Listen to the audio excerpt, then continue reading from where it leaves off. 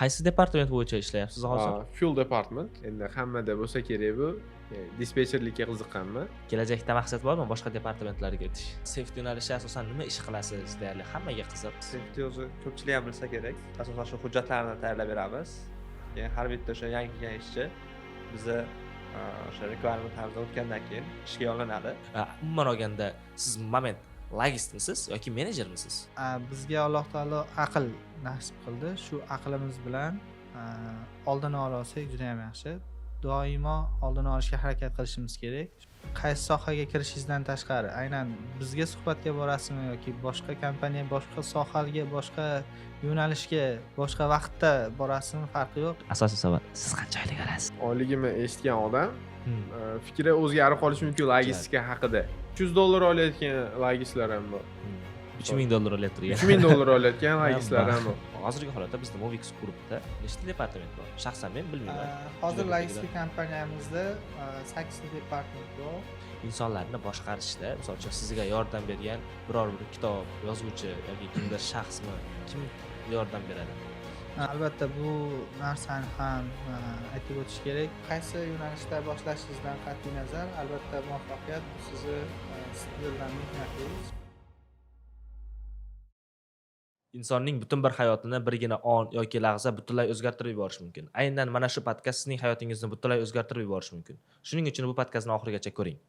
Avvalambor assalomu alaykum, ismim Diyorbek, familiyam Abdullayev. Bugun eng zamonaviy va daromadli kasblardan biri bo'lgan AQSh logistikasi haqida gaplashamiz va bizning birinchi mehmonimiz, assalomu alaykum. Va alaykum assalom, assalomu alaykum. Va alaykum assalom, yaxshi kelib oldingizmi? Xudoga shukr, yaxshi, rahmat aka. Qiyinchiliklar bilan bo'lmasa, sekin.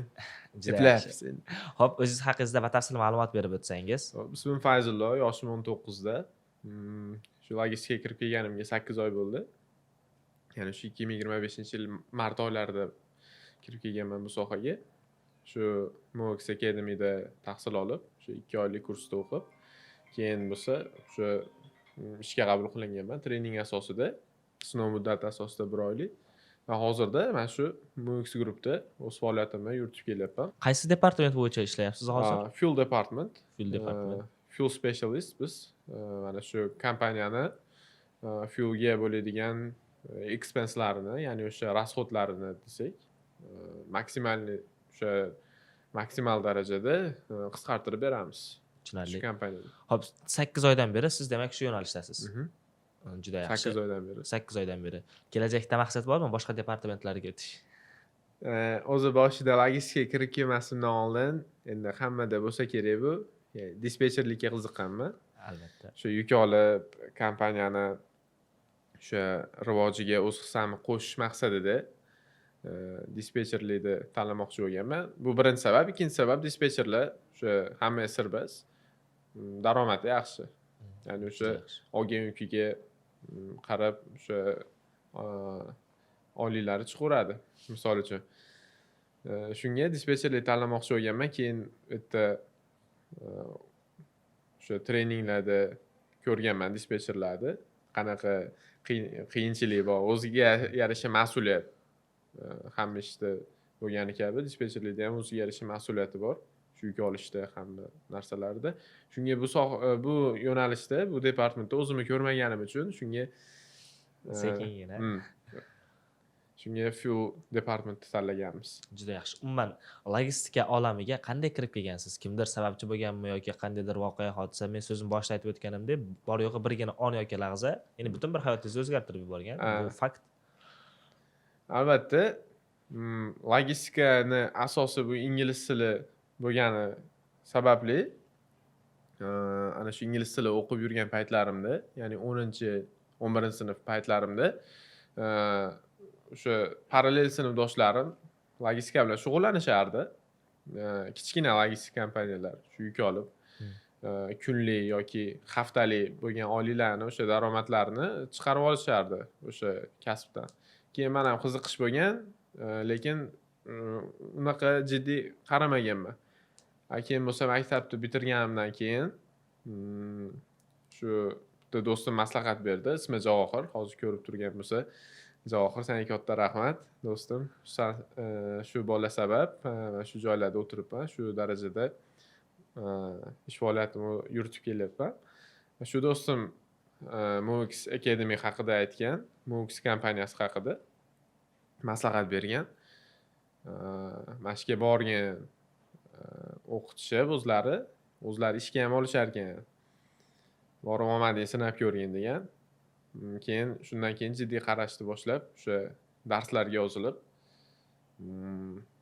rezultatlarimiz, natijalarimiz yaxshi bo'lgani sababli ana shu treningga olishgan sinov muddatiga. Juda yaxshi. Hozirgi holatda qaysidir oliy ta'lim muassasasi talabasimisiz? Hozir albatta shu 2024-yil maktabni bitirganimdan so'ng Farg'ona davlat universiteti iqtisodiyot fakultetiga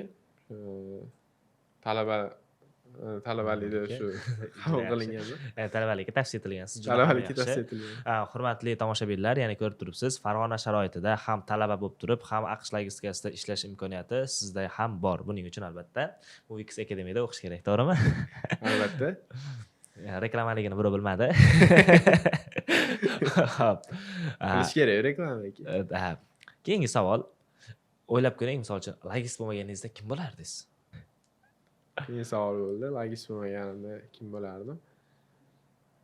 O'zi har bir o'sha inson yoshligida kimdir bo'lishni orzu qiladi. U har yil o'zgarishi mumkin. Odamni tabiatiga qarab. Tabiatiga, atrof muhitiga qarab, yaxshi ko'rgan qiziga qarab. Boshida o'sha 8-sinf, 9-sinflarimda o'sha huquqshunos bo'lishni orzu qilardim. Ya'ni o'sha huquq sohasida huquqqa oid kitoblar o'qiganman, tayyorlanganman. O'sha yuridiskiy universitetga topshiraman deb. Va bu harakatlarim o'xshamagan. Ya'ni o'sha u oddiy qiziqish bo'lgan. Ya'ni o'sha 2-3 oylik deylik. 2-3 oydan keyin bu sohaga qiziqmay qo'yganman. Xo'p, juda yaxshi. Ya'ni qaysidir ma'noda sizda aynan hozirgi holatda logist bo'lib ishlashingizga huquqshunoslik tanlashingiz bitta turtki bergan deb o'ylayman. Nima uchun? Siz boshida huquqshunos bo'lmoqchisiz bo'lgansiz va unga yordam beradigan ingliz tilini o'qigansiz, to'g'rimi? O'sha paytda ingliz tilini o'rgangansiz va keyinchalik o'sha adashmasam huquq yo'nalishi bo'yicha, ya'ni siz oliy ta'limga o'sha test huquq bo'yicha bo'lgansizlarda, to'g'rimi? Huquq bo'lganda, lekin bunday ko'rgansiz, huquqdan ko'ra matematika yaxshiroq deb, shunday matematikaga sakrab iqtisodga nima burib olganmiz. Ya'ni o'sha to'g'ri ingliz tili o'qishimga shu oliy ta'limga kirish birinchi o'rinda, oliy ta'lim muassasasiga qabul qilinish bo'lgan. Ingliz tili o'qishimdan maqsad shu IELTS olish. IELTS olganimdan keyin o'sha yo'llar ochilgan, misol uchun. O'zi aniq bo'lgan oliy ta'limga kirish. Keyin matematika ham o'qiganman 11-sinfda 1 yil. Matematika ham o'qib, shu matematikadagi shu bilimlarim, ko'nikmalarim hozir mana shu ishda, ya'ni hisob-kitobda o'sha fuel narxlari, Amerikada dizel narxlarini hisob-kitob qilishda ancha qo'l kelyapti. Juda yaxshi. Xo'p, biz hozir asosiy mavzuyimiz AQSh logistikasi zamonaviy va serdaromad kasb deb e'tirof etyapmiz. Haqiqatan ham bu fikrga qo'shilasizmi yoki qo'shilmaysizmi? Zamonaviy hamda serdaromad kasb. Zamonaviy kasblardan biri albatta bu to'g'ri. Ya'ni texnologiyalar asosida ishlanadi, masofadan turib. Ya'ni o'sha biz O'zbekistonda turib, Amerikadagi traklarni boshqaramiz, manage qilamiz. Ularga servis ko'rsatamiz. Bu zamonaviyligi to'g'ri, lekin serdaromad deganiga bo'lsa, albatta har bir ishda ana shu ishda osonligi, qiyinligiga qarab, menimcha pul to'lanadi. Logistikani ham boshida o'sha ko'rmagan odam, ya'ni ishlab ko'rmagan odam oson kasb deb o'ylaydi. Dispetcherlarni oladigan bo'lsa, dispetcher yuk oladi deydi. Bo'ldi, driverga aytadi, shu yerda yuki bor. U qiyinchiligini ko'rgandan keyin albatta u puliga arzishini biladi. Qiyinchiligi. Misol uchun Amerikada bizda vaqt mintaqasi to'g'ri kelmasligi mumkin. 10 soatdan 13 soatgacha farq qiladi Amerikani. 4 ta zonasi. 10 soatdan 13 soatgacha. Bu vaqtda misol uchun bizda kechqurun bo'lgan vaqtda ularda ish qaynayotgan bo'ladi. Biz xohlaymizmi, xohlamaymizmi, kechqurun ishlashga majburmiz. Ya'ni after hours deyiladi bu shift, after hours. Nashnoy smenada. Ana shu mashina smenada ancha quvvat ketadi. Ya'ni o'sha kechqurun uyqu bo'lmaydi. Ertalabki uyquni bilasiz. Misol Albatta. energiya ololmaysiz undan. Albatta. Ertalabki uyquda. Menimcha puliga yarasha unaqa Ya'ni agarda siz mehnatdan qochmasangiz, haqiqatdan ham serdaromad. Ha. Ya'ni qancha Albatta. mehnat qilasiz, mehnatga loyiq daromad olasiz. albatta $300 olayotgan lagislar ham bor. $3000 olyapti. $3000 olayotgan lagislar ham bor. Xuddi shunaqa. O'zini mehnatiga O'zini mehnatiga yarasha o'zi ishlash kerak. Juda ham yaxshi. Shu ishlashiga qarab ko'tarilaveradi deb o'ylayman. Bu meni fikrim. Xo'p. Asosiy savol, siz qancha oylik olasiz? Ya aniq summasini aytishingiz shart emas. Boshlig'i so'kaman deyapti. Ya endi Bag'da aslida $3000 olib, uydagilarga endi $1000 xolos, bari shu $2000 ya bu savolga ochiq javob bera olmayman to'g'risi. juda yaxshi. Bu savolga ochiq javob bera olmayman chunki Bu videoni uydagilar ko'rishi mumkin. misol uchun mani oyligimni eshitgan odam fikri o'zgarib qolishi mumkin logistika haqida. Hozir gapirdik-ku. Albatta. Misol mehnatiga yarasha oladi. Misol meni kirganimga ko'p bo'lgani yo'q. Albatta. 8 oy. 8 oy bu ko'p muddat emas men uchun. Albatta. Yetarlicha experience olgani 2-3 yil menimcha ketadi. Lekin 2-3 yilda. qaysi uzr gapingizni bo'ldim, lekin qaysidir ma'noda hozirgi holatda misol uchun Farg'ona sharoiti olishimiz mumkin yoki butun O'zbekiston sharoitida kerak bo'lsa oliy ta'lim muassasasini tugatib turib ham odamlar ish topisholmayapti. Lekin siz bir vaqt o'zida ham talabasiz, ham AQSh logistikasida ishlayapsiz. Bu haqiqatdan ham eng katta muvaffaqiyatlardan bittasi. Ya'ni misol uchun to'g'ri aytib o'tganingizdek, boshida ya'ni o'sha trading sifatidadir, keyinchalik sekin-sekin kam oylik sifatidadir. Asosiy maqsad, lekin baribir sizda qo'lingizda ish bor. 4 yildan keyin qo'lingizda bitta diplom bo'ladi. AQSh logistikasi bo'yicha 4 yillik staj bo'ladi. 4 yildan keyin albatta $3000 u yoqda pul topishingiz mumkin hisoblanadi. Albatta. Bu ham o'ziga yarasha bir yutuq, ya'ni bir vaqt o'zida ishlab o'qish, albatta qiyinchiligi ham bor. Albatta. AQSh logistikasiga endi kirib kelayotgan yoki endi o'rganishni xohlayotgan shaxslarga qanday maslahat berasiz? Top 3 ta maslahat sizdan. Top 3 ta maslahat. Xo'p,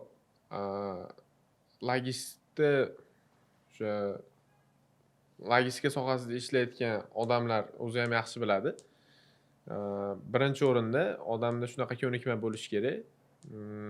Bu ya'ni mas'uliyat. Mas'uliyat bu kasbda meni fikrim birinchi o'rinda. Birinchi o'rinda turadi. Birinchi o'rinda mas'uliyat, albatta mas'uliyat bo'lishi kerak. Ya'ni ana shu jicha e'tiborsizlik oqibatida ham kompaniyaga katta zarar olib kelishi mumkin. Tushunarli. Ikkinchi o'rinda time management. Xo'p, Time management, ya'ni shu vaqtni to'g'ri boshqarish. Logislarda aytyapman, shu vaqti to'g'ri kelmay qolishi mumkin. Kechki smenada ishlashi mumkin yoki bo'lmasa ko'proq ham ishlab qolib ketadi. Shiftimiz 8 soat, lekin ba'zida ish ko'payib ketsa, undan ham ko'proq ishlashga to'g'ri keladi. Time management bu ikkinchi o'rinda bo'lyapti. Ikkinchi o'ringa qo'ysak, Xo'p, uchinchi o'ringa? Uchinchi o'ringa ko'pchilik odam ingliz tili shu bilish darajasini qo'yadi, lekin men ingliz tili bilish darajasini qo'ymayman. Uchinchi o'ringa shu odamni o'zini intellekti deylik. Intellekt, ya'ni bilim. Intellekt, ya'ni bilim. Birinchi o'rinda mas'uliyat, ikkinchi o'rinda time management, uchinchi o'rinda intellekt, ya'ni intellekt, ko'nikma deylik. Logistika sohasida ozgincha bo'lsa ham bir fundament bo'lishi kerak. Logistika ishga kirish emasdi. Misol uchun akademiyaga o'qishga kirishdan oldin ham men logistikani hech bo'lmasa eshitganman bu soha haqida. Hali umuman osmondan tushgandek kirmaganman-da. Va keyin shu akademiyaga keladigan bolalarga yana bitta maslahat, qo'shimcha maslahat. Albatta akademiyaga kelib o'qib, u logistika sohasida ishlamasa ham, ya'ni qanday deylik, mana bitta shaxs o'zini logistika sohasida ko'rmoqchi, misol uchun deylik. U soha lekin qiyinchiligini bilmaydi. O'tda qanaqa ishlar bo'ladi, misol uchun u narsani bilmaydi. Akademiyaga kelganda u narsa ma'lum bir qismini tushunadi. U narsa ma'lum bir qismini olgandan so'ng va bu soha men uchun bas. Ya'ni men uchun bas yoki men uchun uchun, ekan degan fikrga kelishdi o'zi ham bir katta yutuqda odamda. Misol juda. uchun bir yillab o'zini yo'lini topolmayotgan odamlar bor. Mana shu 2 oy o'qiydida, agar sohasi o'zini yo'li bo'lsa, ana shu yo'ldan ketadi. O'zini yo'li bo'lmasa, ana shu 1 yillik vaqtini yo'qotmasdan shu 2 oyda bu sohani men uchun emasligi, o'sha o'zi uchun emasligini hal qilib qo'yadi. Tushunarli. Ya'ni misol uchun odamlar qaysidir kasbni o'rganish uchun bir necha yillar vaqt sarflaydi, lekin aynan Movix akademiyasi sizga shunday taklifni beradi. Bor yo'g'i 2 oy vaqt ichida AQSh logistikasining update, dispatch, safety, accounting bo'limlarini o'rganasiz. Boya aytib o'tishgandek, o'zingizga kerakmi, haqiqatan ham siz shu sohada ko'rasizmi? Shu savollarga javob topasiz va janob kabi ham talaba bo'lib, ham ishlash imkoniyatiga ega bo'lasiz. Faqat talaba bo'lishingiz shart emas. Misol uchun maktabni bitirib, ya'ni hozirgi holatda akademiyada bor, maktabda bitirishgan hech qaysi oliy ta'limda o'qishmaydi, lekin bemalol bizda o'qib, bizda ishlashib turgan imkoniyatlar ham Albatta, bor. bu logistika sohasiga umuman oliy ta'limda aloqasi yo'q. Agar faqat logistika sohasida ketaman desa, faqat logistika sohasi. Bizda maktabda o'qib turib ham ishlagan bolalar bo'lgan. Albatta. Misol uchun. Hozirda dispetcherlikka yaqin turishibdi bolalar. Updater ham yuk oladi. Shu dispetcherlarga yordam berib nima qilishadi. Eng past dispetch qancha oylik? Endi oylik hammaga qiziq. Eng past dispetch. Dispetcher. Ha, dispetcher. Eng pasti. Menimcha, meni fikrim bo'yicha dispetcherlikka yangi kelgan odamni hech qachon olishmaydi. Hech qachon olishmaydi. Birinchi update departamentga olinadi. O'sha 6 oy bilan 1 yil bo'ladi mobaynida ko'riladi ishlari. Ya'ni o'sha hozirgi aytib o'tgan do'stimiz ham hozir updaterlik 7 oy, 8 oy updaterlikdan so'ng dispetcher bo'lgani yo'q hali, lekin o'sha dispetcherlar oldida yurib ko'rib, o'zi ham yuk olyapti. Bir pog'ona qoldi, xudo xohlasa. Bir pog'ona, ya'ni o'sha 2-3 oydan keyin bu bola bemalol o'zi yuk olib nima qilaveradi. Misol uchun driver bersa, driverda cover qilaveradi bemalol. Lekin eng past dispetcher menimcha 700-800 eng past olsa kerak. Yo'ldan juda. Endi kirgan dispetcher. Dispetcherlikka endi qadam qo'ygan. Endi kirgan logistika sohasiga endi kirgan dispetcher bo'lmaydi. Meni fikrim. Chunki endi kirgan odam dispetcher bo'lolmaydi. Birinchi update'ni ko'rish kerak. Misol update'da qanaqa muammolar bo'ladi, boshqa narsalar. Updaterlar ishi rostdan ham qiyin, haqiqatda qiyin. Eng qiyin ishni menimcha updaterlar qiladi. Update sohasi, o'sha update department ishlamagan bo'lsam ham, lekin updaterlar, o'sha update department eng qiyin department deb hisoblayman. Updaterlarga gap bo'lishi mumkin emas. Alohida rahmat. Alohida rahmat. Updaterlar ko'p narsani hal qilishadi, to'g'risi. Xo'p, unday bo'lsa, so'z yakunida bitta chiroyli xulosa bilan yakunlaymiz. Kimgadir rahmatingiz bo'lsa, yana bir bor aytasiz. Misol uchun kompaniya haqida, akademiya haqida haqiqiy, chin ko'ngildan samimiy fikrlaringizni eshitib qolamiz va shu bilan siz bilan suhbatimizni yakunlasak. Albatta, endi bu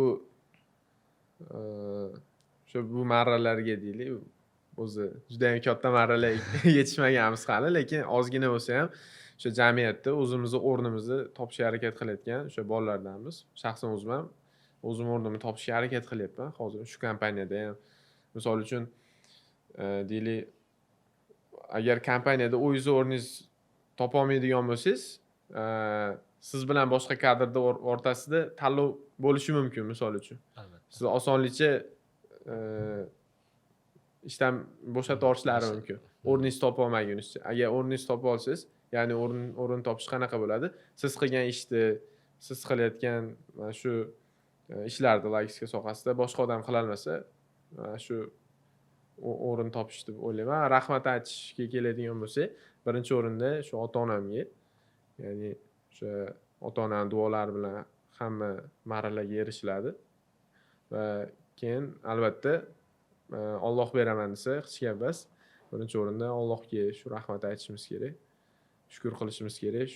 Shu joylarda o'tirganimizga, shunaqa zamonaviy kasblarda, daromadli kasblarda ishlayotganimizga shukr qilishimiz kerak va keyin o'sha men logistika sohasini tavsiya qilgan do'stim Johirga albatta katta rahmat aytaman.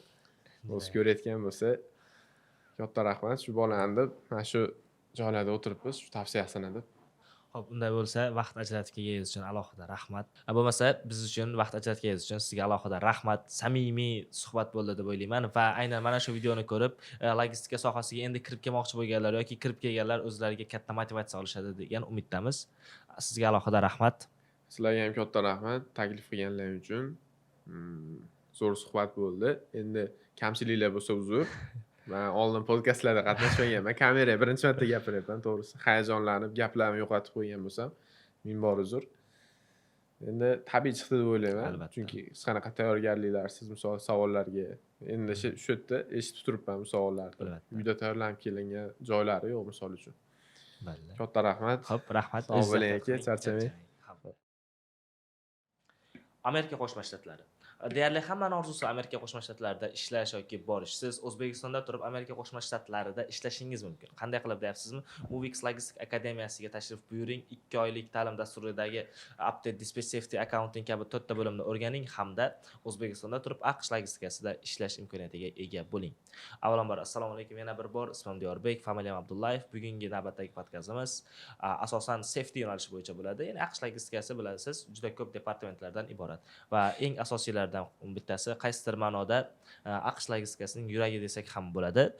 Safety bo'yicha gaplashamiz va har qaysi daraxt meva bera olmagani kabi biz misol uchun Movix Logistic Akademiyasiga eng yaxshi ustozlarimizni ustoz sifatida chaqirganmiz.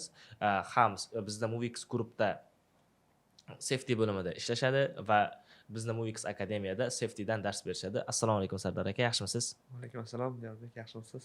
Rahmat, uzr sizda bezovta qildik. Vaqt ajratib kelganingiz uchun sizga alohida rahmat aytib qolamiz. Xo'p, Rahmat taklif uchun. demak, hammaga ham taklif bera olmaymiz. Yaxshi ishlaganingiz uchun sizga taklif berganmiz.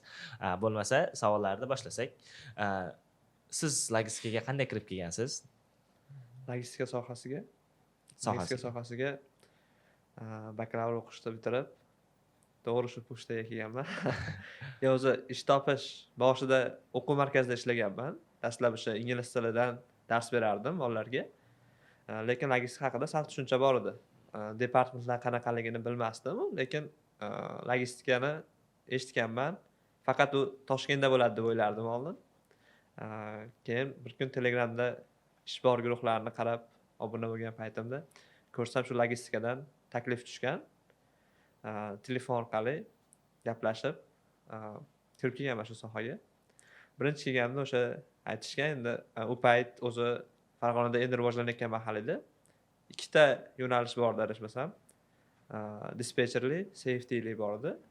Endi menga kelganimda o'sha menejerimiz unchalik tanish bo'lmaganim uchun safetyni taklif qilgan. Men to'g'ridan-to'g'ri safetyga rozi bo'lganman. Lekin u haqida hali ko'nikmam yo'q edi to'liq. Dispatch ko'p pul olishini bilmagansiz-da. Shunaqa. Lekin afsuslanmayman baribir safety tanlaganimga. Juda yaxshi. Xo'p, umuman safety yo'nalishi asosan nima ish qilasiz? Deyarli hammaga qiziq. Ishingiz bo'yicha batafsil ma'lumot berib o'tsangiz. Safety o'zi ko'pchilik ham bilsa kerak. Asosan shu driverlarning xavfsizligini ta'minlash maqsadida o'z nomim bilan biz asosan shu hujjatlarni tayyorlab beramiz. Keyin har bitta o'sha yangi kelgan ishchi bizni o'sha requirementlarimizdan o'tgandan keyin ishga yo'llanadi. Ya'ni safetysiz hech qaysi departament bo'lmaydi deyarli. Ya'ni asosan faqat hujjat ishlari bilan shug'ullanasiz. Hujjat ishlari. Misol uchun safety hamma tushunadi, xavfsizlik. Xavfsizlik sizlar misol uchun universitetlarda hozir qalqon bor-ku, qalqon vazifasini bajarasizlarmi? Shu hammada shunaqa tushuncha bo'ladi-da.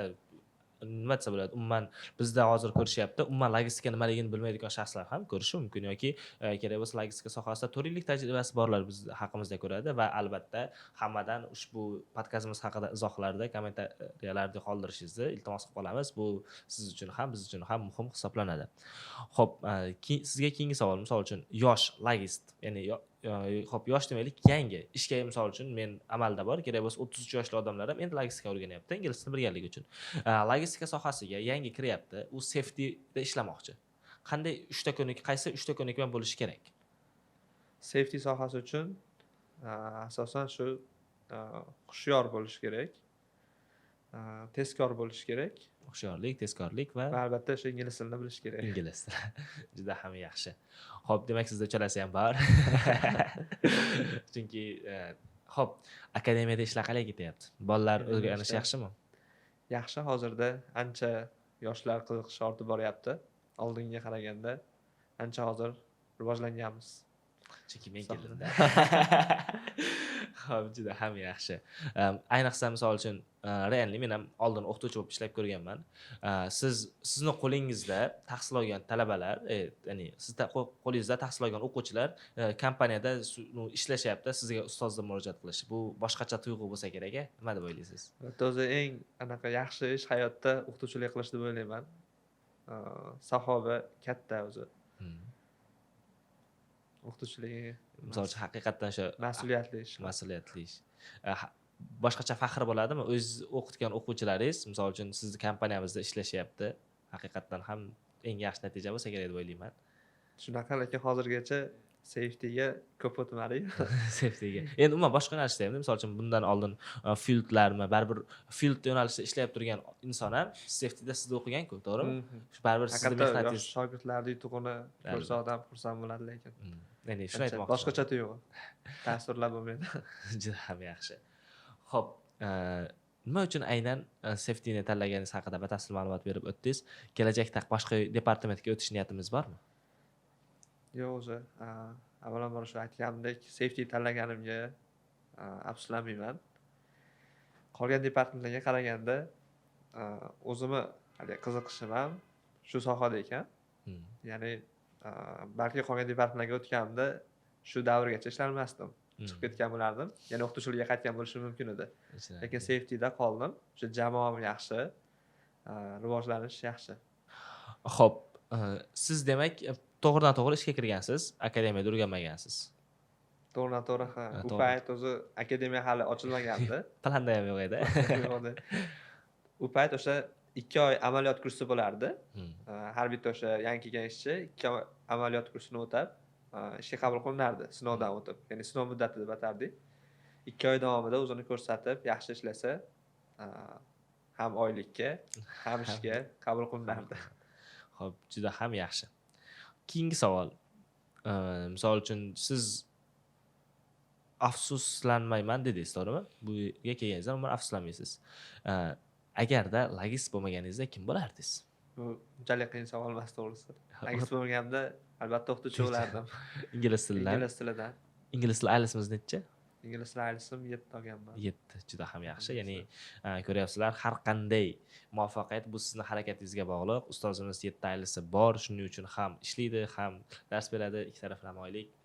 Mazza. Realni. Shundan bilsam ham bo'ladi. Oylik yetyapti. Shundan bilsam ham bo'ladi. Tashlaymiz.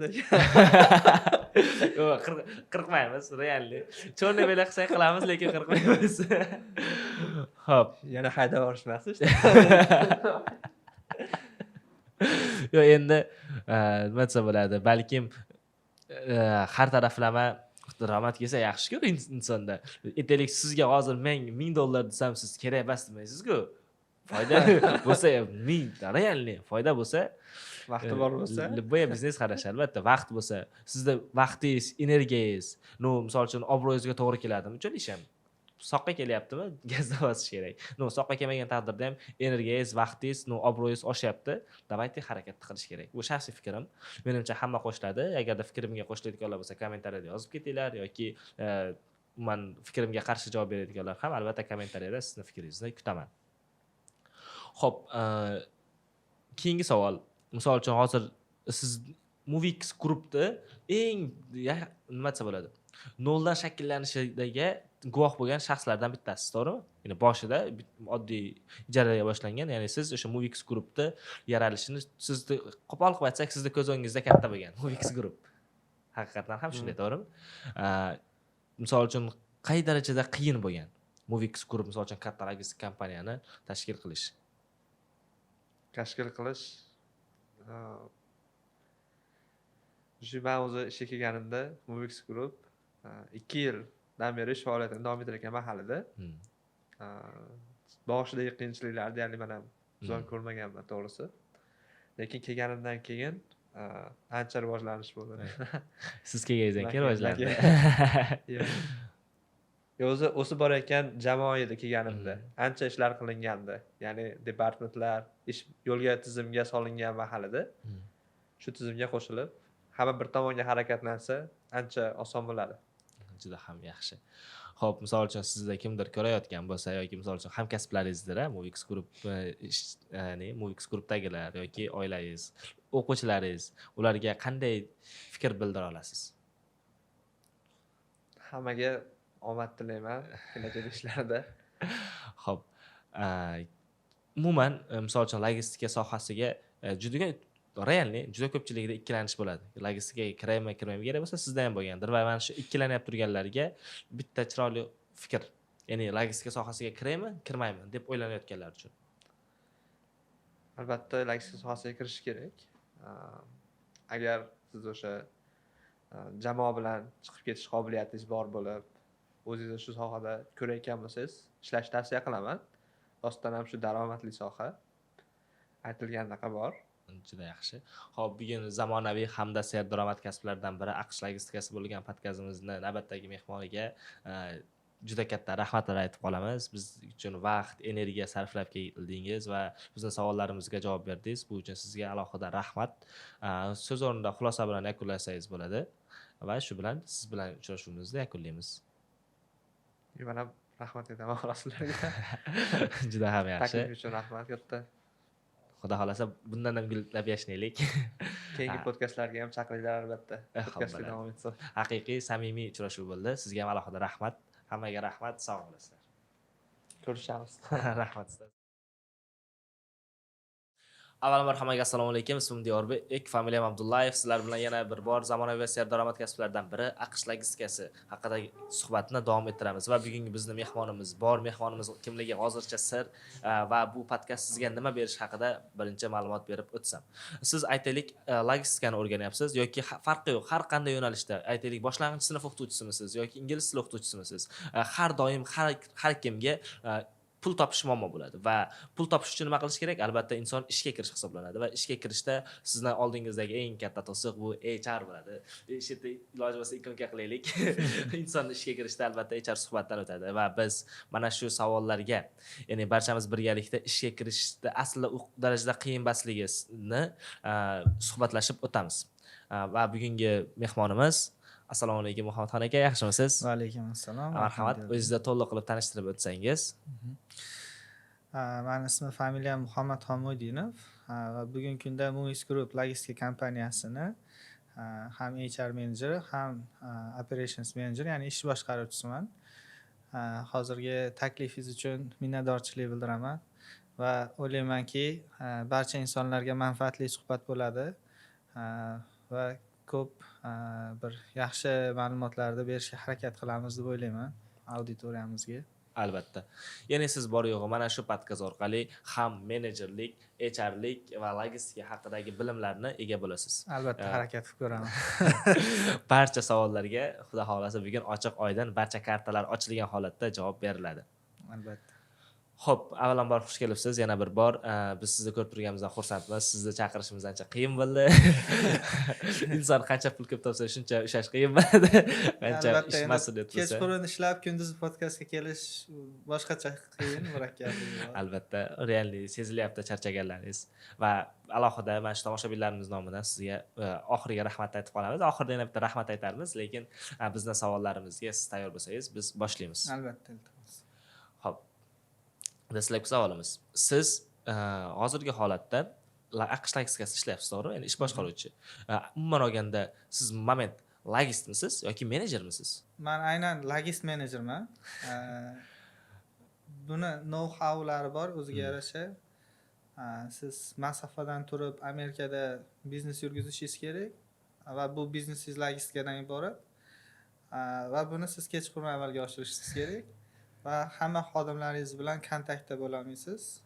Aytaylik, haydovchilar Amerikada, aynan boshliqlar Amerikada, xodimlar O'zbekistonda, front office, back office deydigan bo'lsak, bizda front office aynan Amerikani o'zida, asosan kompaniyani main operationlar bo'ladigan joy.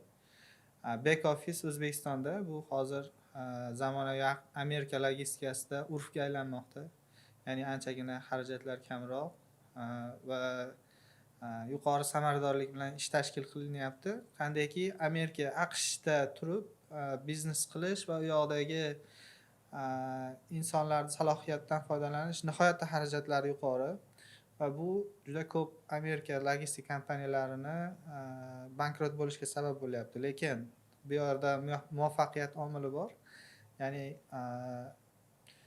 front emas, back office'da outsource qilish, ya'ni boshqa davlatlarga ko'chirish. Misol uchun hozir sir emas, aynan aytaylik Turkiya yoki O'zbekiston yoki Hindiston yoki Ukraina shu kabi davlatlarda back office'larda tashkil qilishgan juda ko'p Amerika logistika kompaniyalari. Bu orqali anchagina xarajatlarni qisqartirish va yuqori inson kapitaliga erishish imkoniyati bo'lyapti kompaniyalarda.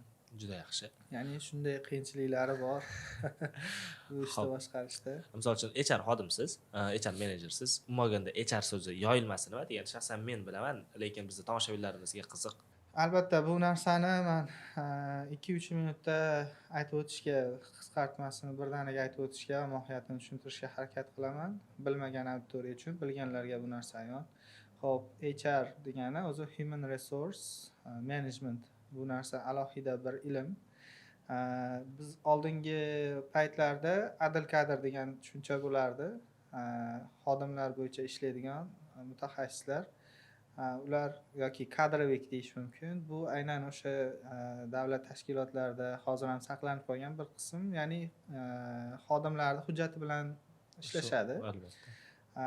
HR bu yangi kasblardan biri, ya'ni inson omili bilan bog'liq bo'lganda kompaniyada barcha jarayonlar, masalan insonlarni saralab olish, ishga olish, ishga tayyorlash va ularda ishda muvaffaqiyatli karyera qurishiga yordam berish, ya'ni ish muhitini chiroyli tashkil qilish.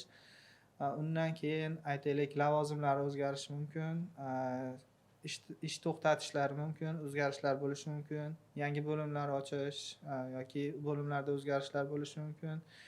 Xo'p, undan tashqari shu insonlarning barchasini motivatsiyasi, ya'ni ruhiy tomondan ishga tayyor bo'lishlari va shu ishidan baxtni topish uchun barcha ishlarni qilish o'sha human resource managerga bog'liq bo'ladi kompaniyalarda. Va bu nihoyatda rivojlanib bormoqda hozir O'zbekistonda. Buni o'zi alohida bitta podkastga tema. Buni nasib bo'lsa alohida gaplashsak juda ham chiroyli bo'ladi. Har bitta kompaniyaga kerak, lekin bu zamonaviy rivojlanaman, o'saman degan kompaniyaga albatta shunaqa mutaxassislar, siz ishchilar soni 30 ta, 35 tadan ortdimi? Albatta bitta HR mutaxassis kerak va bu kompaniyangizni keyingi bosqichga olib chiqishiga yordam beradigan inson bo'ladi. Bo'lmasa bizda tomosha qilayotgan shaxslarga so'rovnoma tashlaymiz. Albatta kommentariyada yozinglar. HRlik bo'yicha alohida podkast qilaylikmi, yo'qmi? Agarda ma'lum bir o'sha yozishsa, haqiqatan xohlashsa, albatta bunga yozishgandan keyin majburdan kelasiz. Albatta bu narsani ham alohida tashkillaymiz. Nasib qilsa bu haqida ham ko'p ma'lumotlarni bersak, auditoriyamizga yoki shu o'zimiz yashayotgan jamiyatimizga foyda bo'ladi bu narsa va hozirgi tashkilotlar, korxonalar rivojlanishi uchun yana ham turtki bo'lishi mumkin. Juda ham yaxshi. Xo'p, endi asosiy mavzumizga qaytamiz. AQSh logistikasi. Umuman olganda AQSh logistikasida nechta departament bor? Hozirgi holatda bizda Movix Groupda nechta departament bor? Shaxsan men bilmayman. Hozir logistika kompaniyamizda 8 ta departament bor. Buni yana ko'paytirish ustida ishlayapmiz, qo'shimcha departamentlar. Buni aynan eng asosiy ish ko'p bo'lgan bo'limlar ochilgan, aytaylik dispatching, updating, safety deyishimiz mumkin yoki fleet department, bundan tashqari fuel support, fuel management department, bundan tashqari marketing department, HR department bor. Bunda o'sha Amerikadagi driverlarni topish recruitment bor ichida.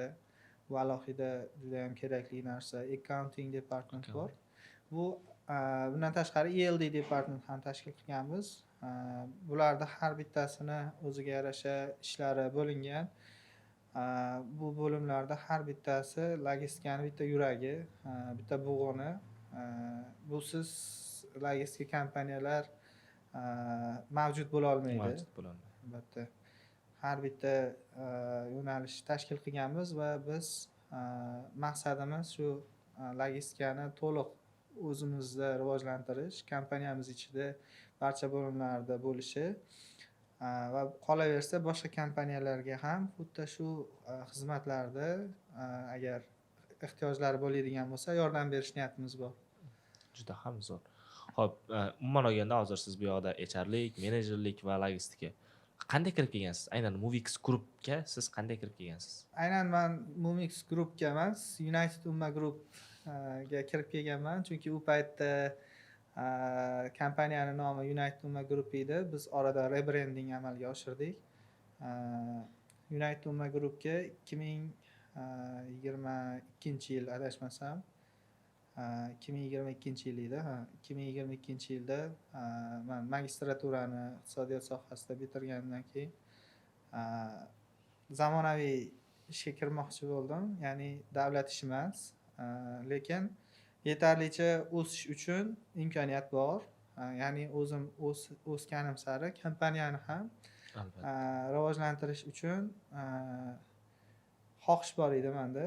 Menda xuddi shunday bir taklifni ko'rib qoldim ijtimoiy tarmoqlarda, kanallarda. Ya'ni ko'pchilik hali ishga joylashmagan bo'lsa, ish qidiradi. Albatta. Bu joyda aytaylik bir 50-60 ta takliflar bo'lishi mumkin. Bir vaqtda o'zida bular solishtiradi odamlar. Solishtiradida bittasini tanlab oladi.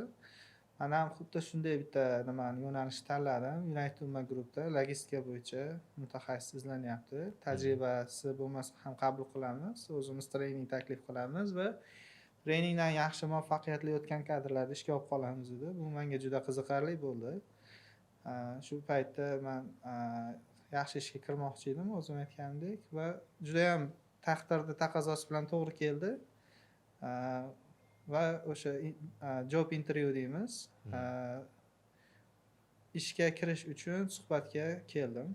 Shundan boshlandi hammasi. Juda ham yaxshi. Xo'p, siz birinchi qaysi departament bo'yicha ishga qabul qilindingiz?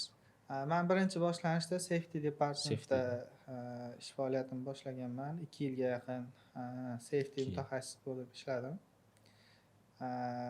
Qaysi yo'nalishda boshlashingizdan qat'iy nazar, albatta muvaffaqiyat bu sizni sidqidildan mehnatingiz. Shu ishga self dedication deydi, o'zingizni bag'ishlab, chin yurakdan shu ishda to'liq qilishingizga bog'liq bo'ladi. Ya'ni qaysi ishda ishlashdan qat'iy nazar, yangi ish boshlayotganlar shu ishga o'zini berib, chiroyli mehnat olish uchun samarali mehnat tashkil qiladigan bo'lsa, albatta rezultat chiqadi. Bu narsaga murakkabliklari, qiyinchiliklariga qaramasdan harakat qilish kerak.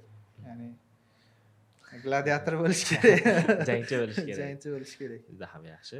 Haqiqatan ham misol uchun har qanday ish qaysi tomonda jang arenasi desak ham bo'ladi. Ya'ni misol uchun sizga kimdir ishga kirmoqchi, u ikkalangni o'rtalaringda jang, siz nima desa bo'ladi?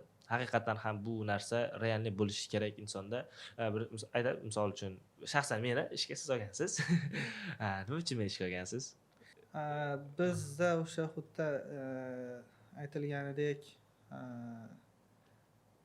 sub proyekt deydi. Ya'ni akademiyamiz bor edi. Ya'ni logistika kompaniyamiz bo'lsa, bu logistika kompaniyamizga xodimlarni tayyorlash uchun sub proyekt, ya'ni proyekt osti proyekt bor edi, qo'shimcha proyekt. Bu o'sha aynan o'sha logistikani o'rgatadigan akademiya, ya'ni o'quv kurslarini tashkil qilish, bu orqali xodimlarni o'qitib, yaxshi xodimlarni saralab olish. Bu akademiyamizni rivojlantirish va keyingi bosqichga olib chiqish uchun bizga yangi liderlar kerak edi. Shu liderlarni bittasini topdik inshaalloh va hozir shu samarali ish faoliyatini tashkil qilyapmiz. Allohga shukr.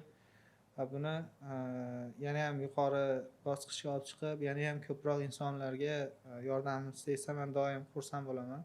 Juda ham yaxshi. Xo'p, navbatdagi savol, misol uchun, agarda aytaylik shu aqlingiz bilan eski holatingizga qaytib qoldingiz, ya'ni safety bo'limiga ishga kirgansiz, Queen Tuhmat guruhga suhbatga borgan holatingizga qaytib qoldingiz.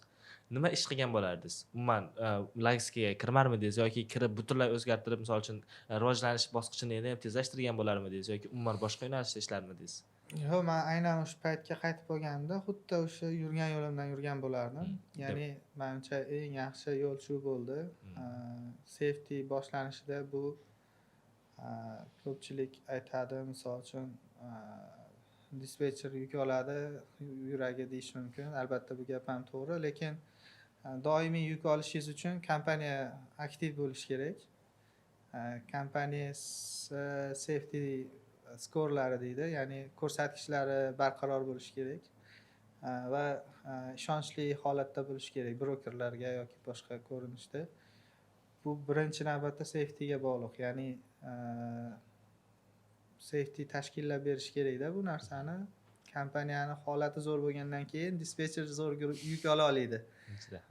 Bu har bitta bo'limda men undan keyin qisman ishladim, ya'ni to'liq ishlamagan bo'lsam-da, har bitta bo'limda nihoyatda kerakliligini tushunib yetdim. Hozir men 3 yildan beri ishlayotgan bo'lsam, aynan har bitta bo'lim bilan menejerlar bilan ishlayotgan bo'lsam, bu alohida bir mahorat talab qilar ekan. Nima uchun buni aytyapman? Misol uchun ko'pchilik biladi xolos safety yoki dispetching borligini. Lekin kompaniyani obro'sini, o'zini brendini ko'tarish bor. Bu albatta marketingga bog'liq. Ya'ni marketing kuchli ishlasa, kompaniyani hamma haydovchilar ham taniydi, hamma brokerlar, yuk beruvchilar ham taniydi, hamma ishchilar ham taniydi. Nihoyatda ish samarali tashkil qilish oson. Xo'p, bundan keyin aytaylik HR recruitment bor. Bu chiroyli xodimlar bilan ishlash san'ati deb o'ylayman.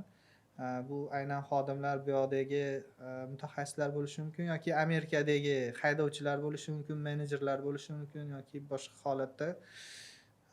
Bu o'sha HR recruitment alohida bitta bo'limda chiroyli ishlashiga bog'liq, to'g'ri ishlashiga bog'liq.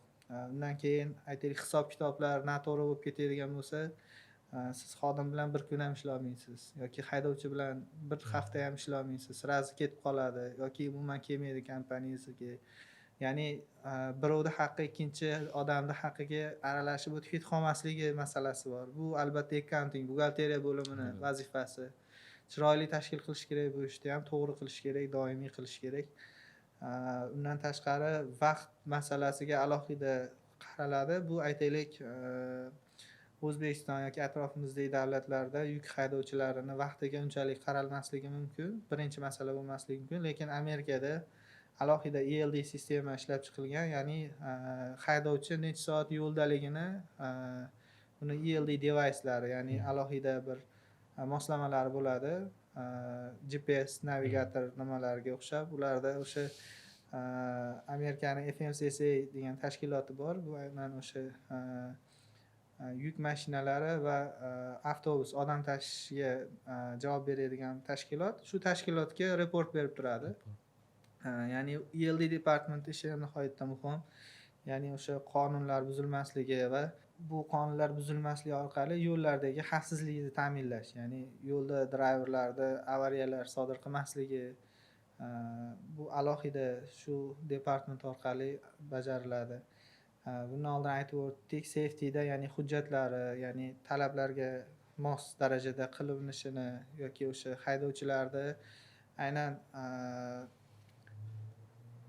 yo'lda bo'lish uchun qo'yilgan barcha talablarga mos bo'lishlari va boshqa narsalarni doimiy nazorat qilib turishadi. Bu degani misol uchun o'ylang, alkogol yoki giyohvand mahsulot iste'mol qilgan insonni siz haydovchi sifatida ishga olyapsiz va u inson 80,000 pound og'irlikdagi, deylik 16 ta ballonli, 18 ta ballonli 20 metr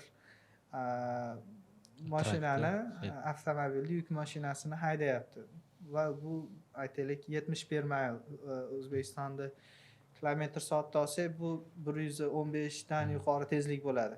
Shuncha tezlikda, shuncha katta, shuncha og'ir yukni haydab ketyapti. U inson giyohvand modda iste'mol qilishi mumkin bo'lishi mumkin. Ya'ni bu nihoyatda kritik muammo. Bu narsalar barchasi safety bo'limi orqali boshqariladi yoki update department bo'lishi mumkin yoki dispatch department bo'lishi mumkin. Dispatcher masalan yuk olishi mumkin. Lekin shu yuk olish degan so'zimiz aytishga oson xolos. Buning ichida juda ham ko'p ma'lumotlarni filtrlab chiqish kerak. Juda ham ko'p brokerlar bor. Amerikada bozor nihoyatda katta, lekin shuni sizni haydovchingiz qaysi nuqtada turgan bo'lsa, o'sha nuqtani bozoridan kelib chiqib, eng to'g'ri yukni tanlash bu alohida san'at. Dispetcherlarga ham bu alohida mas'uliyat, alohida ish, alohida qiyinchilik. Va bu yukga olingandan keyin u yuk keyingi yuk olingungacha vaqt bor. Bu prosessni boshqarish kerak. Haydovchi ko'p trafiklarda, ya'ni o'sha probka deymiz, biz hozir ham O'zbekistonda nima bo'lyapti, ko'p bo'lishni boshlayapti, mashinalar, avtomobillar ko'paygan sari bunaqa holatlar bo'lib qolishi mumkin. Yoki aytaylik, yo'lda yuk mashinalar buzilib qolishi mumkin. Yoki uzoq yo'lga yetkazib berish kerak, masalan 2 kun 3 kun yurib yukni yetkazib berish kerak. Buni orada haydovchi uxlaydi, turadi, ovqatlanadi, yuvinib netishi mumkin, yana boshqa ovqat sotib olishi mumkin yoki yoqilg'i quyishi mumkin, yana boshqa jarayonlar bor. Ularning har bittasi bo'layotganda yukni bergan brokerlar yoki yukni egalari deylik, buni GPS dan ko'rishadi-da, bu nimaga yurmayapti, nimaga yetkazib berilmayapti yoki nimaga kech qolyapti. Shunaqa savollarga doim javob olib turishni xohlashadi. Bu jarayonlarda doimiy nazorat qilib turish kerak. Bo'lmasa yuk umuman vaqtida yetkazib berilmasligi mumkin yoki shikastlanib qolishi mumkin yoki umuman har xil holatlar bo'lishi mumkin. Bularning hammasini update bo'limi to'liq nazorat qilib yechadi, chiroyli qilib. Undan tashqari eng asosiy xarajatlardan biri bor logistikada, bu aynan fuel, yoqilg'i bilan bog'liq. Yoqilg'i eng ko'p pul sarf qiladigan bo'lim, chunki yuk tashuvida quvvat kerak, energiya kerak. Yuk mashina yurishi uchun bu aynan dizel yoqilg'isini sarflaydi. Amerikani furalari, yuk mashinalari, trak deymiz, traklari og'ir yuk bo'lgandan keyin ko'p yoqilg'i sarf qiladi. Endi bu nimasi murakkab deyishingiz mumkin. Murakkabligi Amerikani 50 tadan ortiq shtat bo'ladigan bo'lsa, har bitta shtatda fuelning narxi har xil. Albatta bu O'zbekiston bo'lgani uchun biz yaxshi his qilmasligimiz mumkin, lekin Ohio bilan Pensilvaniya alohida bitta davlatdek, ya'ni Amerika Qo'shma Shtatlari federal davlat. Bu har bitta shtat alohida bir respublikaga ega va o'zini qonunchiligi, o'zini narxlari, o'zini bozori mavjud. Oddiy Ohio bilan aytaylik yonidagi shtatlarda narxi, fuelning narxlari, ya'ni yoqilg'i narxlari yer bilan osmoncha tafovut qilishi mumkin. Va ba'zi shtatlar yoqilg'iga, ya'ni ekologiyaga bog'liq bo'lgani uchun yoqilg'ini narxini nihoyatda qimmat qilib oladi. Ba'zi shtatlarda arzonroq narx qo'yadi, chunki o'zida o'sha shtatlarda o'sha dizel yoqilg'ilarni qazib olish yoki ishlab chiqarishga imkoniyati bo'lishi mumkin. Ya'ni sotuvi yaxshiroq bo'lishi mumkin. Ya'ni bu juda ko'p omillarga bog'liq. Bu narsalarni ham alohida boshqaruv kerak. Yoki fleet department bor. Eng asosiy bo'limlardan hozir men gaplashib o'tayotgan bo'lsak, fleetda masalan yuk mashinangiz buzilib qolishi mumkin. Xo'p, bu endi nima bo'ladi? Mana shundan keyingi javobni topish kerak. Qanday qilib tuzatamiz? Faraz qiling, siz Alabamaning cho'lidasiz. Siz juda ham qiymati yuqori bo'lgan yukni olib ketyapsiz. Siz o'zingiz haydovchisiz deylik. kechasi olib ketyapsiz, cho'ldasiz, highway, interstate highway deydi, avtomagistral yo'lda ketyapsiz va avtomobilingiz, yuk mashinangiz, trakingiz buzilib qoldi. Ana endi nima bo'ladi? U buzilganda ming xil versiyada buzilgan bo'lishi mumkin. Uni juda ham yuk mashinasini masalan elektrik tizimlari bo'lishi mumkin yoki yoqilg'i tizimi bo'lishi mumkin, havo sistemalari bo'lishi mumkin, tormoz tizimi bo'lishi mumkin yoki bu yoqda juda ko'plab ichki sistemalari bor, mexanizmlari bor. Bularda qaysi biri buzilganini aniqlash bor. Ana Fleet departamenti O'zbekistonda o'tirgan mutaxassis Amerikani yo'lida turgan haydovchiga masofadan shu ilmi bilan yordam beradi. Ya'ni qanday o'sha telefonda holatni bilib, aniqlab va bu holat bo'yicha qanday qilib tuzatish mumkin? Eng kam vaqtda, eng kam pul sarflab, eng chiroyli tarzda vaziyatdan qanday chiqish mumkin? Mana bu joyda asosiy san'at boshlanadi. Endi bu qolgan bo'limlarda umuman masalasi ikkinchi daraja bo'lib qoladi. Chunki yuk mashinasi yurmasa, qanday logistika yurishi mumkin? Ha? Albatta. Mana bu holatda Fleet departamenti alohida nihoyatda muhim bo'lim. Buni hozir o'sha holatga ishlanayotganda agar ko'radigan bo'lsangiz, nihoyatda shiddatli, qiziq ish. Bu har bitta bo'limda ko'radigan bo'lsak, xuddi shunday alohida murakkabligi bor, qiyinchiliklari bor va qiziq tomonlari ham bor. Bunga kirib kelganingiz sari, yana ham ichiga kirganingiz sari yana ham qiziq bo'lib, yana ham mehringiz oshib boradi. Bularni endi har bitta bo'limda ishlaydigan insonlarga, masalan, yoshlar bo'ladigan bo'lsa, havas qilsa arziydi, chunki bu alohida mehnat va alohida xursandchilik beradi. Hozirgi кейsimizda siz O'zbekistonda o'tiribsiz, Amerikani yo'lida trakka buzilib qolgan holatda siz tuzatishga yordam berib, tuzatib yana yo'lga tushirib yubordingiz kerak. Siz qanday darajadagi katta ishni bajaryapsiz? Albatta. 10,000 kilometr masofadan shu ishni bajaryapsiz. Bunga o'ziga yarasha qiyinchiligiki, mahorat talab qilinadi, tajriba, bilim va har qanday nimada masalan muammoni yechish qobiliyati, muammoni analiz qilish qobiliyati va juda ko'p insoniy xususiyatlar kerak bo'ladi va shu qobiliyatlaringiz bilan shu ishlarni bajarganingizdan keyin katta rahmat eshitishga arzigulik natijalar. Insonda o'zi ham ancha zavqlansa kerak shu ishni Albatta, qilgandan juda ham zavqlanasiz. Xuddi siz o'sha Amerikada o'tirib shu ishni qilgandek yoki xuddi o'sha haydovchi bilan birga o'sha trakni tuzatib, birga yurgizayotgandek bo'lasiz. Xo'p, rahmat. Juda realni o'zim ham bilmaydigan juda ko'p ma'lumotlarga ega bo'ldim. Sizda o'zingizda Amerika Qo'shma Shtatlariga borish niyatingiz bormi? Ha, nasib qilsa Amerika Qo'shma Shtatlariga, nafaqat Amerika Qo'shma Shtatlariga, men nasib qilsa dunyoning hamma joylariga borish niyatim bor.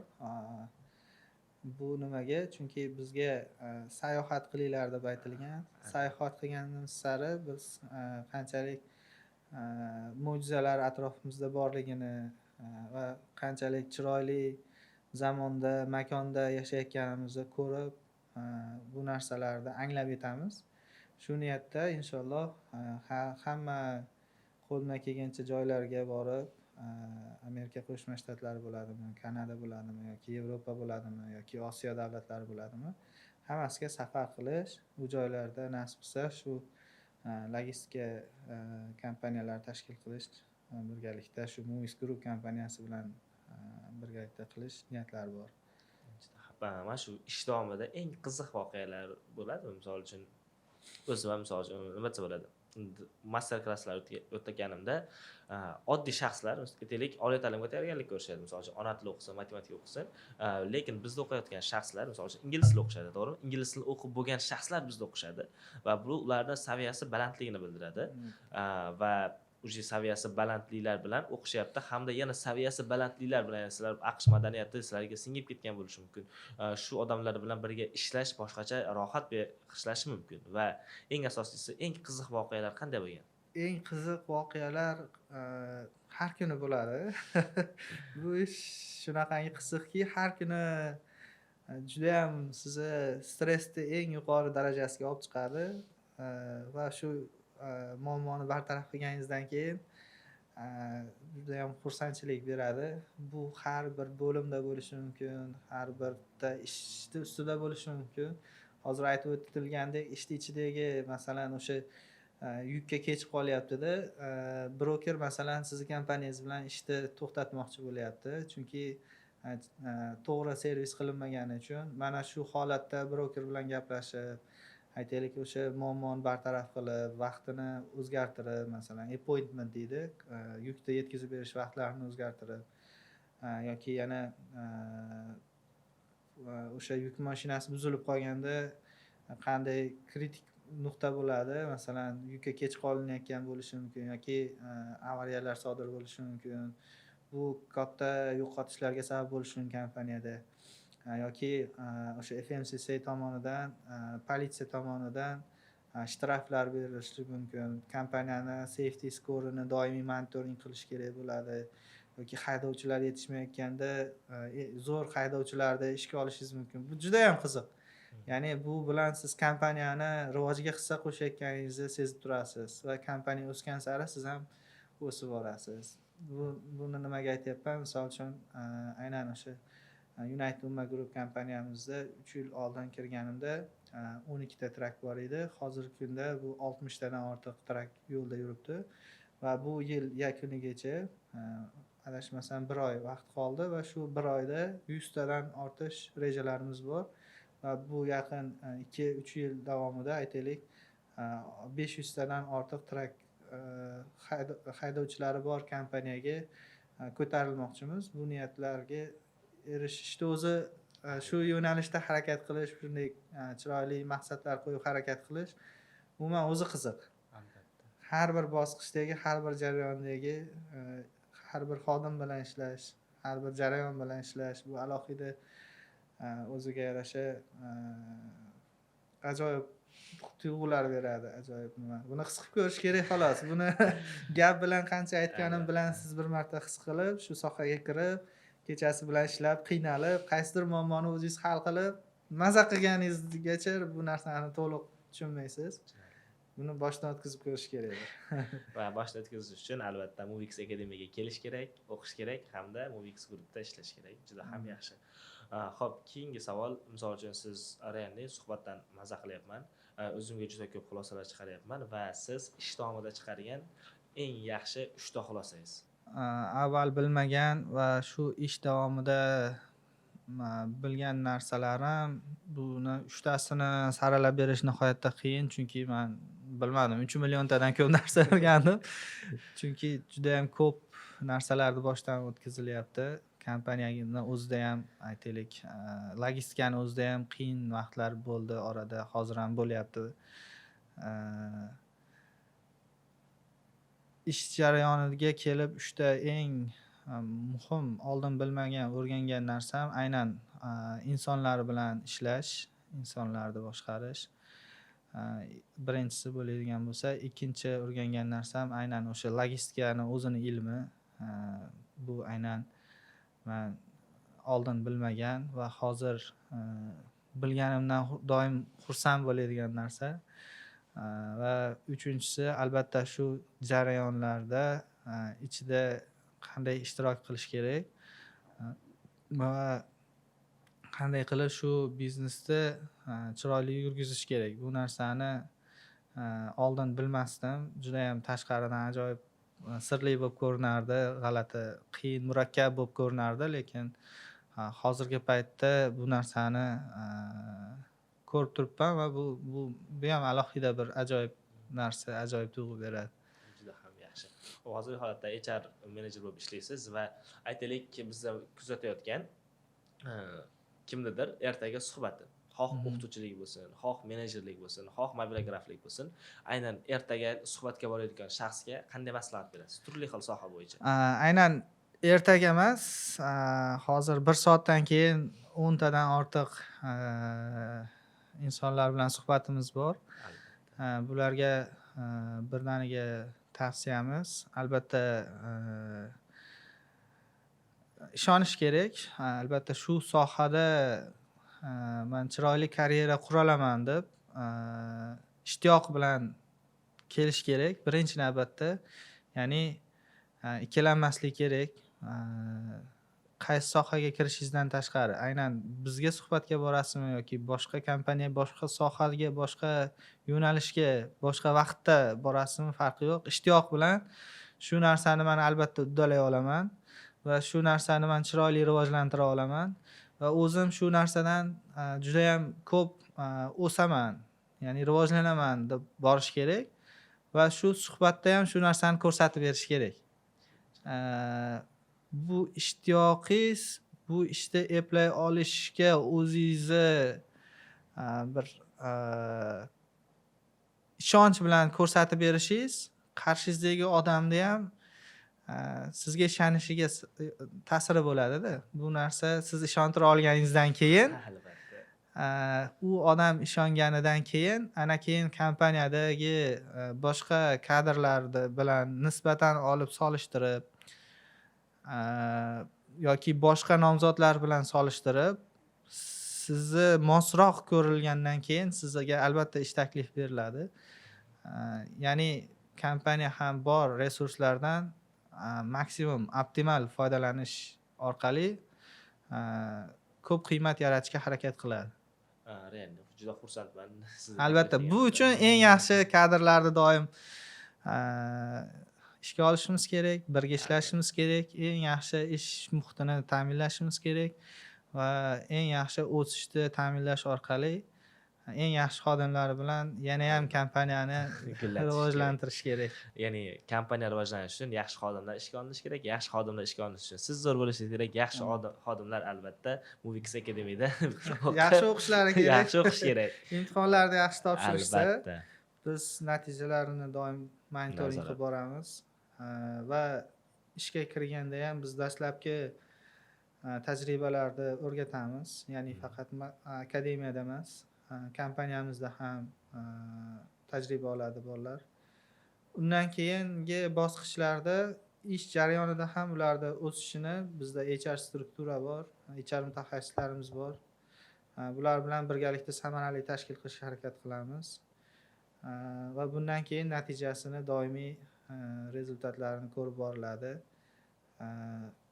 Chunki bu inson doim o'zgarishda bo'lishi mumkin.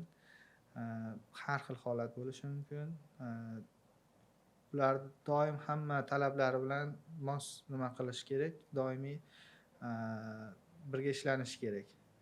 Ya'ni bu akademiyaga kirsam shu bilan tugarkan deb o'ylamaslik kerak. Bu faqatgina boshlanishi yoki logistika kompaniyaga ishga kirgandan keyin bu faqatgina boshlanishi. Ana undan keyin sidqidildan harakat qilingan mehnatlarda natijasi uzoq kutilmaydi inshaalloh. Ham yaxshi.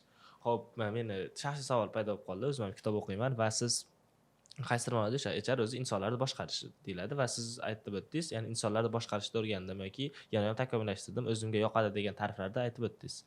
Insonlarni boshqarishda, misol uchun sizga yordam bergan biror bir kitob, yozuvchi yoki kimdir shaxsmi, kim yordam beradi? Albatta bu narsani ham aytib o'tish kerak. Meni albatta bu ishga qabul qilishgan boshliqlarimiz Abdurashid akamlar va o'sha paytda kompaniyada birga ishlagan Hamidjon do'stimga rahmat aytaman. Bu insonlar faqatgina ishga olishmadi, ishga kirgan daqiqamdan boshlab doimiy xodimlar bilan qanday ishlash kerak yoki jarayonlarni qanday boshqarish kerak, bularni har birini bo'yicha bilimlarni berib borishdi. aynan odamlarni boshqaruv bo'yicha a, qaysi kitobnidir tavsiya qilmayman. Bu bo'yicha har bir kitob afzal. Ya'ni aynan HR bo'yicha hozir adabiyotlar ko'payyapti o'zbek tilida, Albatta. lekin oldin ko'p emas edi. Hmm. Va aynan operatsiyalarda ish muhitini boshqarish bo'yicha ham alohida bilimlar o'zbek tiliga tarjima qilinyapti. Bu har birini o'rgangan ma'qul va amaliyotda uni qo'llanmaganingizcha bu ilmlar foydasini his qildirmaydi. Hmm. Amaliyotda, amalda shu ishni o'rgangan qaysi adabiyotdan bo'lsa ham o'rganasiz va amalda qo'llaysiz. Shu amalda qo'llaganingizda siz u ilmni to'liq tushunishni boshlaysiz. Nima qilsangiz yana ham to'g'ri ishlaydi. Qaytida xato qilyapsiz, nima qilyapsiz. Aynan kitobda o'zi bo'lmasligi mumkin. Hozir zamon rivojlanyapti. Ya'ni xuddi shunday podkastlar bo'lishi mumkin yoki mutaxassislarda intervyulari bo'lishi mumkin yoki YouTube, Instagram va boshqa ijtimoiy tarmoqlarda qo'yilgan ma'lumotlar bo'lishi mumkin. Yoki qandaydir treninglar, coachinglar bo'lishi mumkin. Bularning hammasini olishni tavsiya qilaman. Bu narsalarni o'rganish kerak va alohida narsa bu tajriba. Tajriba siz boshingizdan o'tkazgandagina keladi. Siz bu ilmda eng yuqori cho'qqisida bo'lishingiz mumkin, lekin bu ilmlarni amalda qo'llamagingiz uchun tajriba kelmaydi. Bu va tajriba sotib olish nihoyatda qiyin, lekin bu vaqt bilan keladi. Vaqt bilan keladi. O'sha jarayonda ustida turib, o'shda fikrlab, o'shda o'rganib, amaliy eksperimentlardan siz tajribangizni oshiraverasiz va bu jarayonda sizda ustozlar bo'lishi, o'sha trenerlar bo'lishi va qo'shimcha resurslardan sizdan oldinroq boshlab shu narsani ilmlarini o'ziga o'rgangan insonlardan maslahatlar, tavsiyalar olib borishingiz tajribani tezroq olishingizga yordam beradi va bu tezroq o'sishingizga yordam beradi. Ya'ni men sizni gapingizdan shunday xulosa qilishim mumkin, agarda to'g'ri bo'lsa aytasiz. Ya'ni eng yaxshi ustoz bu siz qilgan xatolar deb, ya'ni siz xato qilasiz va har qanday xatoni qayta takrorlamaslik bu sizni bir qadam oldiga undaydi. Albatta bu eng yaxshisi emas, lekin chunki ko'p xato qilmanglar. Xatoni oldini olgan yaxshi. Chunki xatoni natijasida, har qanday xato natijasida yo'qotishlar bo'ladi va bu yo'qotishlar pul ko'rinishida, vaqt ko'rinishida va boshqa resurs shaklida bo'lishi mumkin va bu og'riqli ham bo'lishi mumkin. Buni bizga Alloh taolo aql nasib qildi. Shu aqlimiz bilan oldini ola olsak juda ham yaxshi. Doimo oldini olishga harakat qilishimiz kerak shu xatolarni. Biz oldini ola olmagan xatolar sodir bo'lganda bulardan biz to'g'ri xulosa olishimiz kerak va bu xatolardan kelgusida ish faoliyatini to'g'ri rejalashtirish, to'g'ri shakllantirish uchun yangi bilimlarni o'rganishimizga ham sabab bo'ladi, xuddi siz aytganingizdek. Juda ham yaxshi. Navbatdan tashqari kutilmagan savol miyamga kelib qoldi. Siz shu paytgacha xoh ishda, xoh shaxsiy hayotingizda qilgan eng katta xatoyingiz nima deb ayta olasiz? Ya'ni biz shu xatoni qilmaylik. Qilgan eng katta xatolaringizdan biridir yoki eng kattasidir. Va biz shu xatoni qilmasligimiz uchun nima tavsiya qilasiz va siz qaysi xatoni qilgansiz? Menimcha shu kungacha men unaqangi katta xato qilmadim deb o'ylayman. Va qolgan insonlarga ham shunaqa katta xato qilmaslik uchun hech qachon qilingan ishga yoki o'tkazilgan vaqtga afsuslanmaslikni va qaysidir kichkina xato, qaysidir katta xato deb izlamaslikni tavsiya qilaman. Chunki bu Alloh taolo qadari.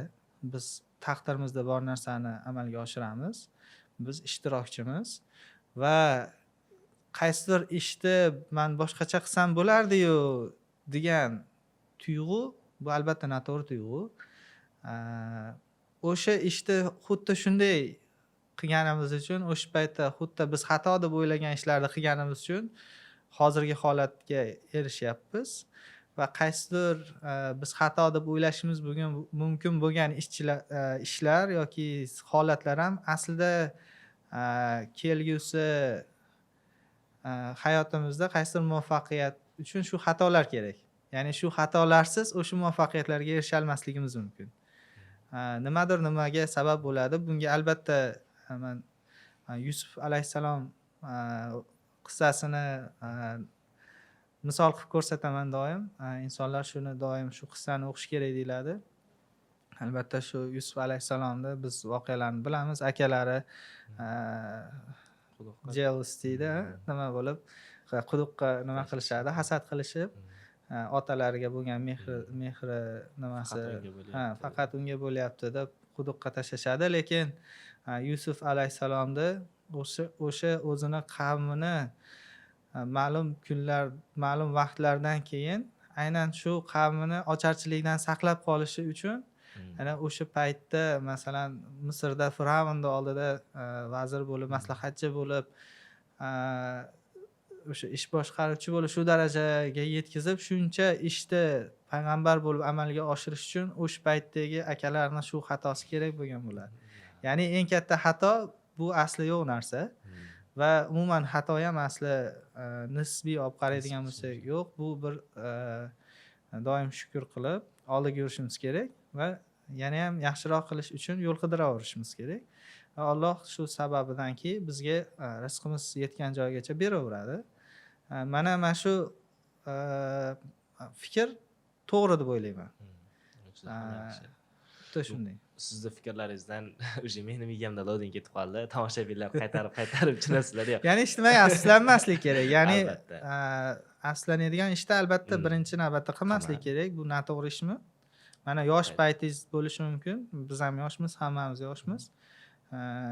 Qaysidir ish afsuslanishimizga sabab bo'ladi. Masalan, siz o'qish o'rniga ichish, chekish yoki aytaylik vaqtingizni bekorga isrof qilish, o'qimaslik yoqishi mumkin. Dangasalik yoki har xil kerak emas ishlarga band bo'lib yoki zararli ishlarni qilishingiz mumkin yoki pul topaman deb kimdir shoshilib to'g'ri bo'lmagan ishlarga qo'l urishi mumkin. Bu narsalarda albatta afsuslanish mumkin bo'lgan ishni bizda bor aql bilan oldini olgan ma'qul.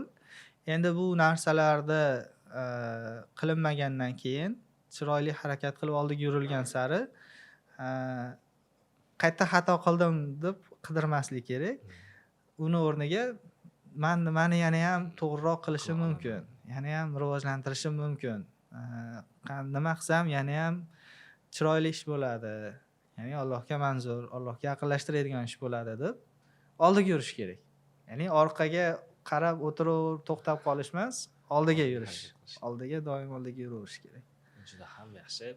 Xudo xohlasa, albatta bizni kuzatayotgan shaxslar kommentariyada yana sizni chaqirishni so'rashadi. Chunki bu suhbatlar realni men o'zimga ham qiziq. Kerak bo'lsa 24 soatdan ortiq bemalol gaplashsak bo'ladi. Chunki har bitta nima desa bo'ladi, siz aytayotgan har bitta gap nafaqat meni ishimda, balki butun bir hayot yo'limda o'ta katta foydavor vazifasini bajarishi mumkin. Realni xursandman aynan sizni chaqirganimizdan va kommentariyada yozib qoldiringlar. Aynan yana o'sha Muhammadxon akani chaqiraylikmi va keyingi etapda qaysi savollarni berishimiz kerak? Albatta buni ham o'sha izohlarda yozib qoldiring.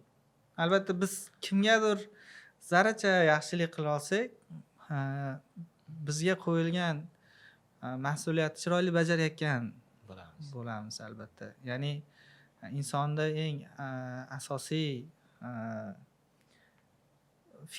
fikri, zikri yaxshilik qilish. Yaxshilik orqali Allohni topishga harakat qilish. Hammamizning maqsadimiz shu. Endi biz shu agar bilimimiz, tavsiyamiz yoki hayotiy o'rganayotgan saboqlarimizdan kimgadir to'g'ri yo'l ko'rsata olsak yoki bir ruhan ko'tarinkilik bag'ishlay olsak, bu albatta biz uchun ham juda ham xursandchilik beradi. Bu hayot yo'lida inson bilan tirik. Albatta. Inson bilan tirik. Ya'ni xursandman. Xo'p, bu unday bo'lsa bizda vaqtimiz chegaralangan. Chiroyli bitta xulosa chiqarib berasiz va keyingi sonda nima haqida gapirishingizni ozgina ilmoq tashlab ketsangiz, men ham xursand bo'lardim va tomoshabinlar ham nima desa bo'ladi. intiqlik bilan kutishardi. Chiroyli yakun yasab bersangiz o'zingiz xulosa bilan. Diyorbek, biz balki keyingi safar yangi ilmlarda o'rganish, zamonaviy ilmlarda o'rganish qanchalik zarur, qanchalik qiyin va buni to'g'ri tashkil qilish uchun nima qilsak bo'ladi. Balki shu atrofdagi discussion, ya'ni suhbat qilsak, menimcha juda ham qiziq bo'ladi, hammaga manfaatli bo'ladi. Endi xulosa o'rnida shuni aytishimiz mumkinki, albatta siz butun umringizga karyera qurmoqchimisiz, o'zingizga munosib va o'zingiz munosib bo'lgan jamoani topishingiz kerak. Bu aynan logistika bo'ladimi? Bu aynan hozirgi zamonaviy boshqa kasblar bo'ladimi yoki boshqa yo'nalishlar bo'ladimi? Va u albatta o'zingizga yoqishi kerak. Chunki bu ish Steve Jobs aytgandek, hayotingizning juda katta qismini tashkil qiladi va bu ishdan sizni keyingi o'zingizni meningiz ham shakllanadi. Ya'ni siz bugun HR bo'ladigan bo'lsangiz, insonlar bilan to'g'ri ishlashni o'rganasiz. Bu sizni oilangizga ham, umuman insoniy hayotingizga ham ta'sir bo'ladi. Yoki siz ish boshqaruvchi bo'ladigan bo'lsangiz, har qanday ishni to'g'ri boshqarishni o'rganasiz. Siz o'sasiz inson sifatida. Xuddi shunday, qaysi karyera yo'lini tanlashingizdan qat'iy nazar, siz marketingmi yoki siz mobilografmisiz, SMMщикmisiz, biz bilmaymiz, lekin shu ishni chiroyli, sidqidildan qilish kerak va davomli qilish kerak, ustozlar bilan qilish kerak. Shu ishni rivojlantirish uchun harakat qilish kerak. Mana shunda doimiy u logistika bo'lsin, u boshqa yo'nalish bo'lsin, sizni hayotingizda sarflashingiz uchun arzigulik narsaga aylanadi va bu yo'nalishda aynan mani shaxsiy tavsiyam Mumix Group kompaniyasi, Mumix akademiyasini tavsiya qilaman va agar haydovchilar bo'ladigan bo'lsa, bizda kompaniyalarimiz bor. One Umma Logistics LLC yoki Fast Mover Express Inc. yoki hozir biz ECA Logistics LLC kompaniyalarida yo'lga qo'yapmiz. 3-chi kompaniyamiz ham. Bu kompaniyalarga taklif qilamiz. Bunda nihoyatda samarali ish faoliyatini tashkil qilib, manfaatli ish jarayonidan shu qo'limizdan kelgancha happiness, baxt berishga harakat qilamiz. Rahmat. Yaxshi. Juda ham chiroyli yakun bo'ldi. Ayniqsa keyingi seansimizdagi mavzular shunchaki respekt va albatta sizlar bilan yana albatta ko'rishamiz. Bizni har doim kuzatish uchun va bizni o'tkazib yubormaslik uchun albatta bizning kanalimizga a'zo bo'linglar, like bosinglar, kommentariy yozinglar. Ya'ni men birinchi video olish niyatimiz bor edi-ku. Ichimda o'ylaganman, ko'ramiz. Siz ham ko'rasiz video. Mana shu gapni aytishadi-ku, yoqmaydi-da menga. Sizlarga ham yoqmaydi. Tomoshabinlarga men xudo xolasa video olsam, shu uchala gapni aytmayman deb yurardim, lekin normal foydasi bor ekan. Inson qilgan mehnati, misol uchun, sizda vaqtingiz, energiyangiz sarflandi, meni vaqtim, energiyam va bizda kuzatayotgan shaxslarda bu bizga nisbatan ozgina bo'lsa ham hurmati. Oddiy misol uchun yurak bosishi, kanalimizga a'zo bo'lishi, bitta kommentariyada zo'r yoki o'zini fikrini bildirishi bizga nisbatan o'z hurmatlari bo'ladi. Barchangizga rahmat. Xudo xohlasa yana sizlar bilan ko'rishamiz. Sizlar bilan Kamila Diyorbek Abdullayev bo'ldi.